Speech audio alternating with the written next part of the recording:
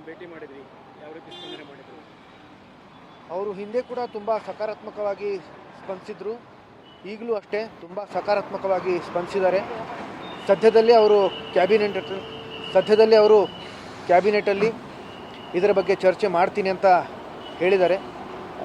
ಒಂದು ಸಕಾರಾತ್ಮಕ ಆಶ್ವಾಸನೆ ಕೊಟ್ಟಿದ್ದಾರೆ. ಸಮಾಧಿ ವಿಚಾರ ಕೂಡ ಬಹಳಷ್ಟು ಚರ್ಚೆ ಆಗ್ತಾ ಇದೆ ಮೈಸೂರಲ್ಲಿ, ಇಲ್ಲಿ ಮೊನ್ನೆ ಕೂಡ ಧ್ವಂಸ ಮಾಡಿರೋದು. ಅದರ ಬಗ್ಗೆ ನಾನು ಸಮಗ್ರವಾಗಿ ವಿಸ್ತಾರವಾಗಿ ಈಗಾಗಲೇ ಪತ್ರಿಕಾಗೋಷ್ಠಿಯಲ್ಲಿ ಮಾಧ್ಯಮದ ಮಿತ್ರರ ಮುಂದೆ, ಅಭಿಮಾನಿಗಳ ಮುಂದೆ ನಾನು ಮಾತಾಡಿದ್ದೀನಿ.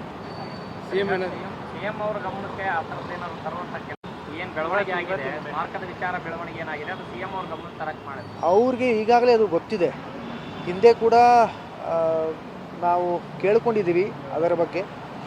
ಆದರೆ ತಮ್ಮೆಲ್ರಿಗೂ ಗೊತ್ತಿರೋ ಹಾಗೆ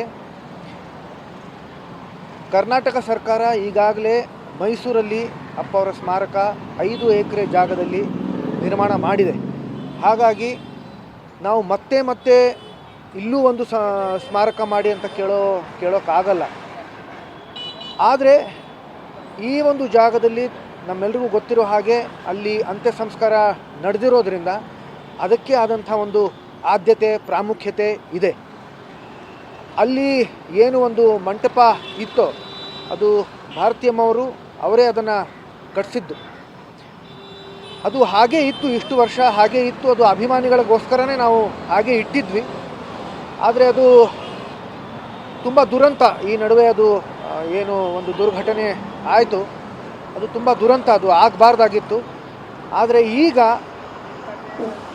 ಅದು ರಾಜ್ಯ ಸರ್ಕಾರ ಹೇಗೆ ಅಲ್ಲಿ ಇನ್ನೂ ಮತ್ತೆ ಅದನ್ನು ಜಾಗ ಅದು ಕೊಂಡ್ಕೊಳ್ಳುತ್ತೋ, ಯಾಕಂತಂದರೆ ಅದು ಈಗ ಬಾಲಣ್ಣವ್ರ ಕುಟುಂಬಕ್ಕೆ ಅದು ಸೇರಿರ್ತಕ್ಕಂಥ ಜಾಗ ಆಗಿದೆ.